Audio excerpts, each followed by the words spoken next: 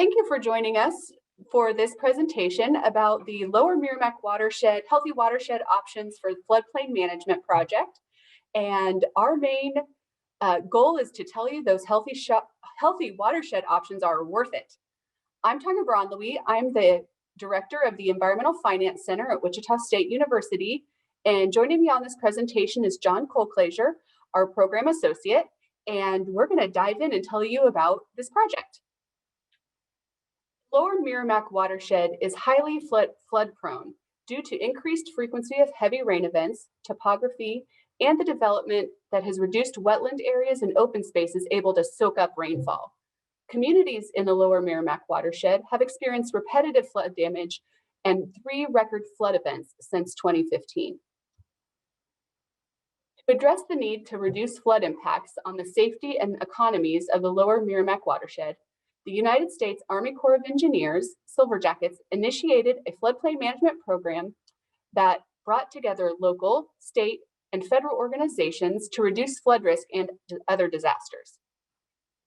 Initiated by the Urban Waters Federal Partnership, the Healthy Watershed Options for the Meramec River Project was developed as a piece of the ongoing risk mitigation efforts.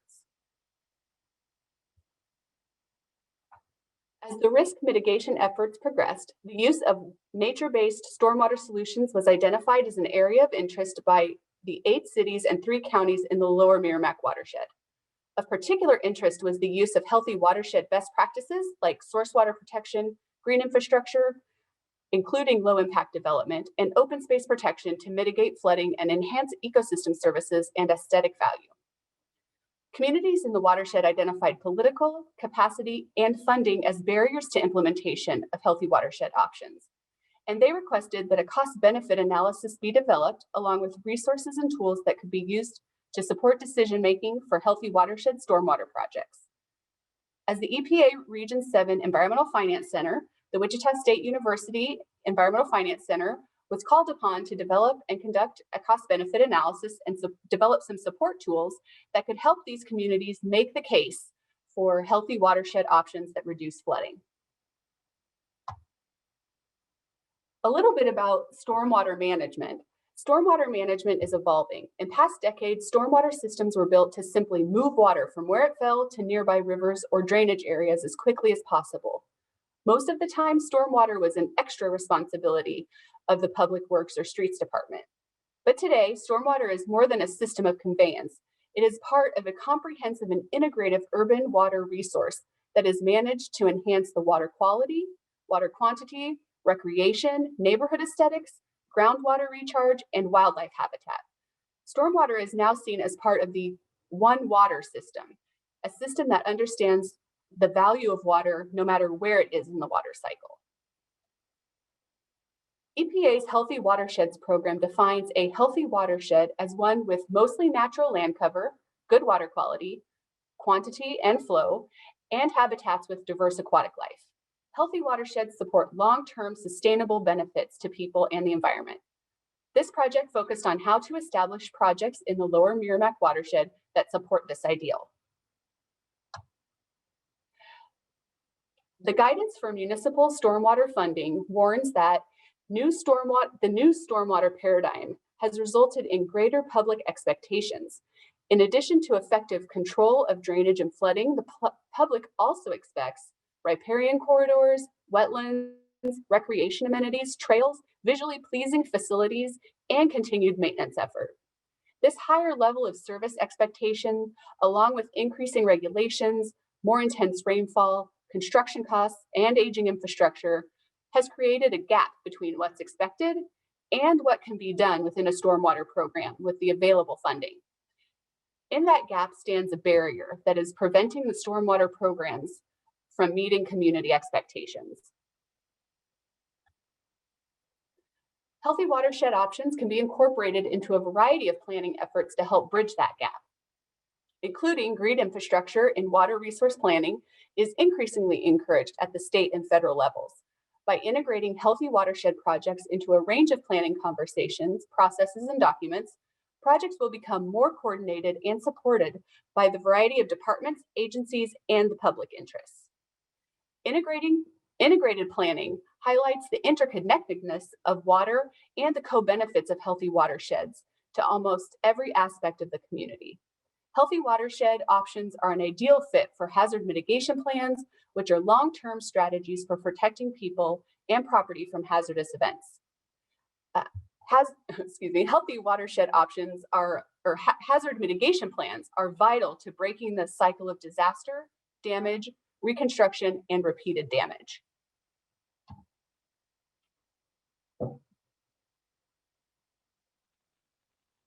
So that moves us into our next area of examination and continuing with how do we move forward? So a question you might be asking yourself is, why would we do a cost-benefit analysis?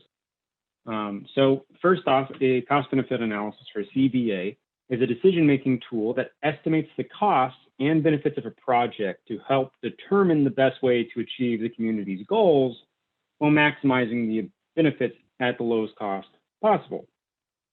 Communities in the Lower Meramec Watershed have a variety of healthy watershed project choices, but still funding is often limited and local priorities compete with flood risk reduction and other watershed projects.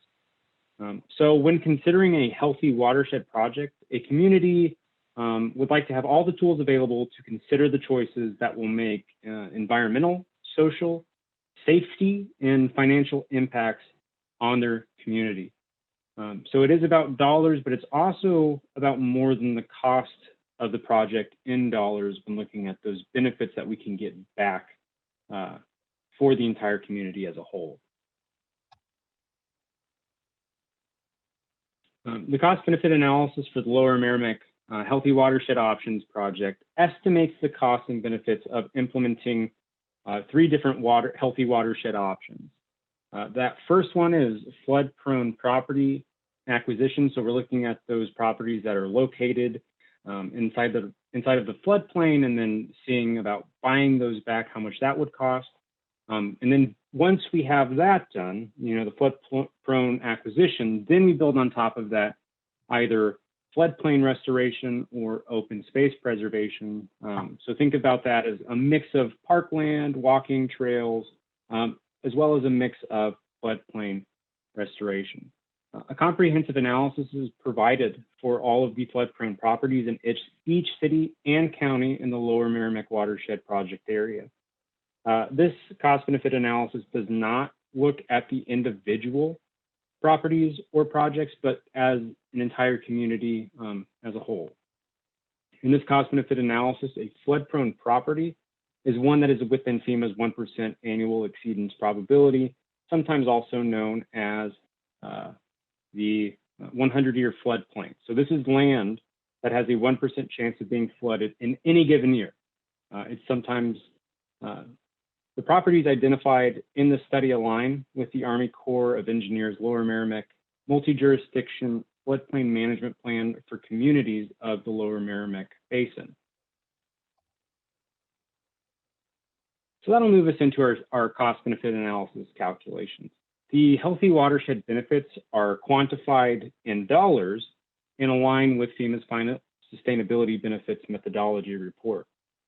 So the environmental and flood hazard reduction benefits are calculated annually per acre of floodplain restored over a 20-year period. So we're looking at 20 years into the future of whether this buyback and restoration would be cost effective.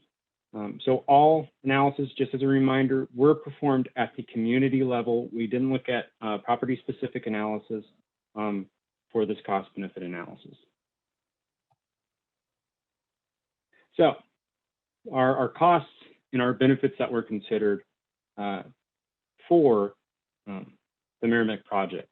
So this table shows the calculations in the study. So you see on the left the cost market value of land, which we got from each individual county's repository of information.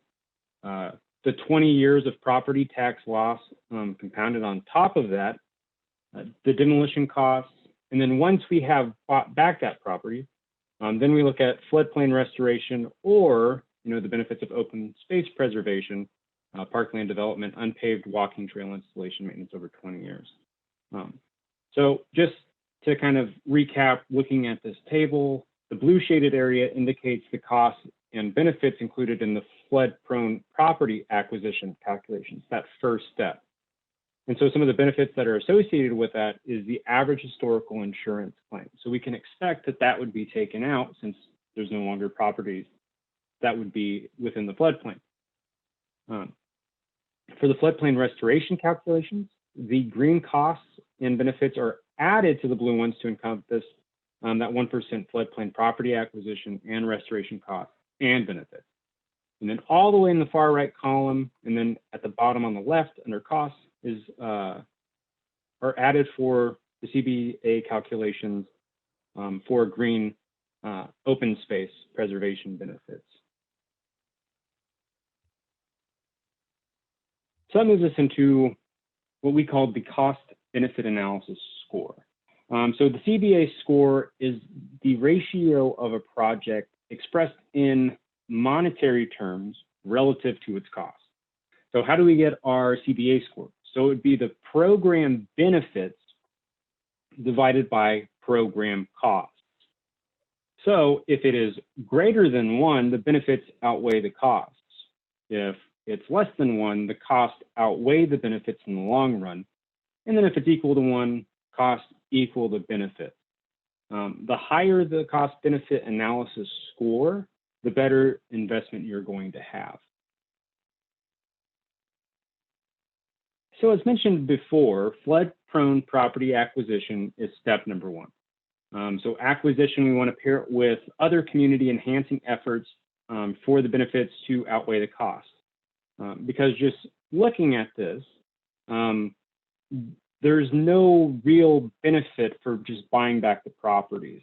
For most of these communities, you know, it's below 1, so it is not financially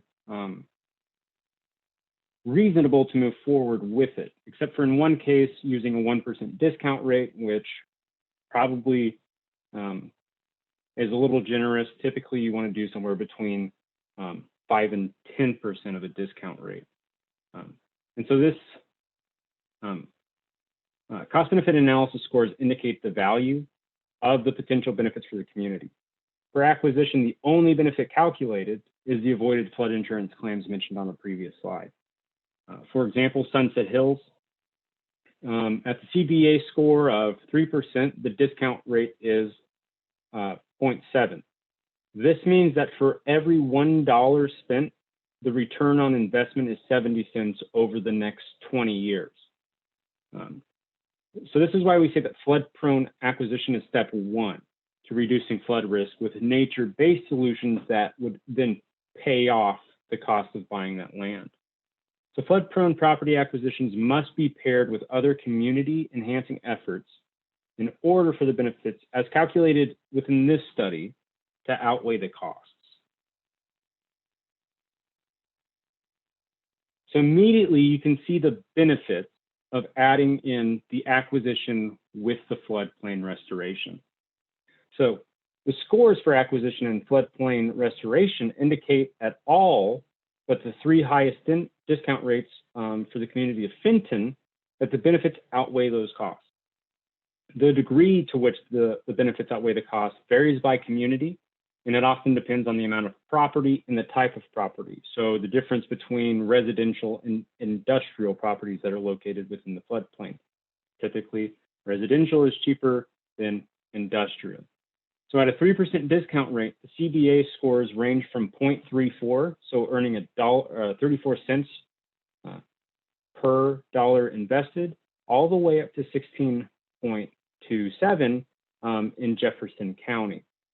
So this means that every dollar spent, there would be a payoff between 34 cents and $15.27. A more real-world application is that if Sunset Hills would invest $1 million in acquisition and floodplain restoration projects, they could see $4.78 million in benefits that would include flood hazard reduction, reduced flood insurance costs, erosion control, as well as benefits in the area of recreation and biodiversity.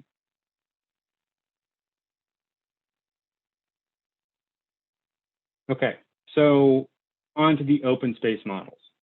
It is unrealistic that a community would apply the same treatment, floodplain restoration, across the entire 100-year floodplain. To provide a more realistic and well-rounded approach to healthy watershed, models were developed. So the Meramec models combine healthy watershed projects across the community. The combination and corresponding cost-benefit analyses allow communities to determine the feasibility and effectiveness of developing projects across the entire 100-year floodplain in their city or county. So we wanted to develop these models, and so there are two cities that have less than 25 acres in the 1% AEP, and that's Kirkwood and Wildwood. So for these low acreage community models, for these two communities, what we considered was 1 acre of developed parkland, and then the remaining would be restored back to a floodplain restoration project, as well as adding in walking trails that are unpaved, that are 2 to 3 feet wide and around 417 linear feet per acre. That's enough to walk across it once and then walk back. So all features include installation and maintenance over the next 20 years. The remaining cities are larger and they have more area within the floodplain. And those remaining, so what we did was for every 1 acre of developed parkland, we would do 99 acres of floodplain restoration. So the walking trail again was installed 2 to 3 feet wide, 417 feet across each acre in walking trails.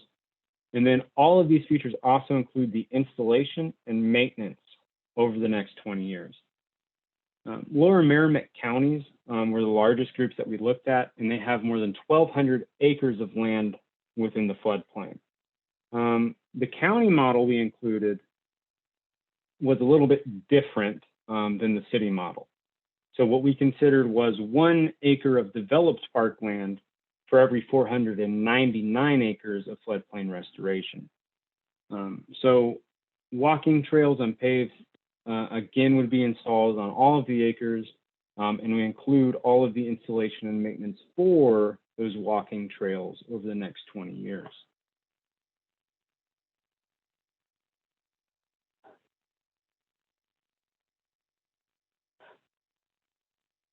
So as we can see here, diversifying a little bit changes the projections within our model.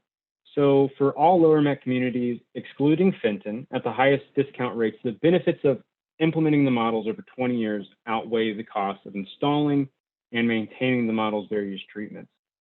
Even at the highest restoration cost estimate. So for floodplains, we had a high and a low cost that we compared. And so we had a range of scores that you can see within the full report. But each model appears to be cost effective over the 20-year lifespan of a project. At the 3% discount rate, the community's overall return on investment for the cities in the watershed would be between $1,340 and $10,360 for each $1,000 spent. And so these would be the initial costs upfront along with the continued maintenance on walking trails. So even when these additional costs are incurred through the installation and maintenance of parks that we were just talking about, along with the walking trails, the community and environmental benefits still outweigh the costs.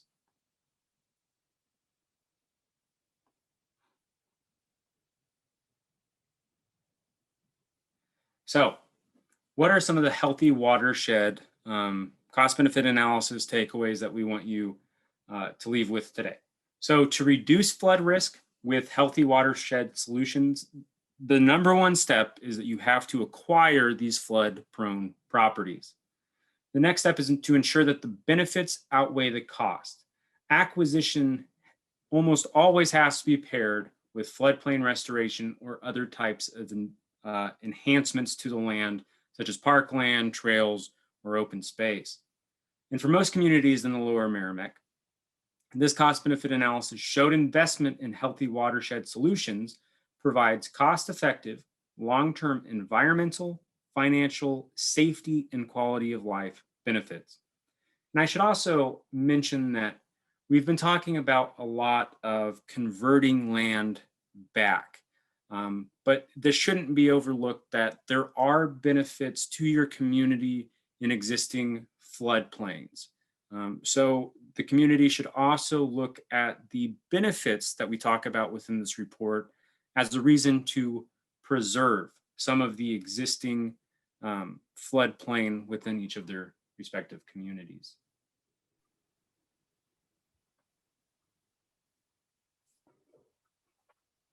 Now that the cost benefit analysis has indicated that our investments in the implementation of healthy watershed solutions are worth it for the Lower Meramec communities, the next question is, well, how do we pay for these healthy watershed projects?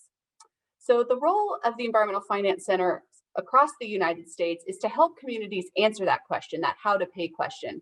And so the second part of our project was to help the communities identify various funding and financing opportunities for the great healthy watershed projects that have already begun or that will start being planned as a result of this study and the work of all of the partners in this project. A stormwater management program of any kind in any community needs two types of funding. The first one is revenue. Revenue is an ongoing stable flow of funding that provides financial support for staff, ongoing services, system repairs, regulatory compliance, the general day-to-day of a stormwater program. This regular ongoing funding is often provided by general use dollars, which often competes with other community priorities like parks, fire, police, safety departments, libraries, streets, and other things that community members and city council have on their plate to make decisions about. And then many communities are also moving towards developing their own funding system for stormwater management programs. There are various ways to provide a dedicated funding source that doesn't compete with other community priorities. There are tax options, fees, incentives, and other opportunities that can be used as a mechanism to build a stormwater fund that sufficiently provides for that ongoing operation, maintenance, regulatory compliance of a stormwater management program. Then the next type of funding is project funds. This is one-time targeted funding that provides financial support for construction, new development, system upgrades, and those sorts of one-time spending projects. Some stormwater projects are too costly to implement without outside resources. Things like grants, loans, bonds can provide that one-time influx of funding to accomplish specific targeted projects. Most communities use a mixture of funding sources to meet their stormwater service goals. Grants, loans, and bonds are not recommended for that ongoing regular operation of stormwater management, but can be used for this one-time targeted funding. And project funds are used to help the community increase their desired level of service or increase their community reach so that they can provide the desired level of service for their customers. So in order to help Meramec and all of Missouri communities consider various funding sources for either the ongoing revenue for the stormwater management program or for those one-time costs, the Environmental Finance Center created the Missouri Watershed Funding Search Tool. This online database with some screenshots here allows you to search a wide variety of funding opportunities for healthy watershed projects using keywords and tags to help you match your project needs with the right funding type. That helps you kind of think about building a portfolio for the capital and revenue needs of your stormwater program. And the website to find that is at www.wichita.edu/Mo Watershed Funding, Missouri Watershed Funding. These are just a few screenshots of some of the pages within that tool. So if I were to click on, I'm looking for a grant that could help me pay for, floodplain restoration, I could click those two boxes on my chart here, click those. Floodplain restoration, local government. I'm a local government looking for some floodplain restoration funds. And this page might pop up and you could read through and find out about the funding opportunity, look at project examples, find out if you're eligible to apply for the grant. You know, how often do these grants come around? And then at the bottom of this page, this is a screenshot, but if you could scroll down a little bit, there'd be links to this funding opportunity. So we're hoping we are providing a one-stop shop for everyone looking for different funding sources. We also have those, you know, more local projects in there too. So we have federal, state, and local funding opportunities here as well. You can see down here, this is where those links to the specific web page that we're referring to on each page of the search tool. We also have information about bonds, tax increment financing, all sorts of things are within this tool for you to be able to search and find and learn more about, and then hopefully be able to develop that great portfolio of funding opportunities to support your stormwater program. You can find that Missouri Watershed Funding Search Tool along with other tools and resources. You can find the full report at this website, wichita.edu/Mo Watershed Funding. And the WSU EFC developed these funding and decision-making tools to help the Lower Meramec communities improve the watershed while reducing their flood risk.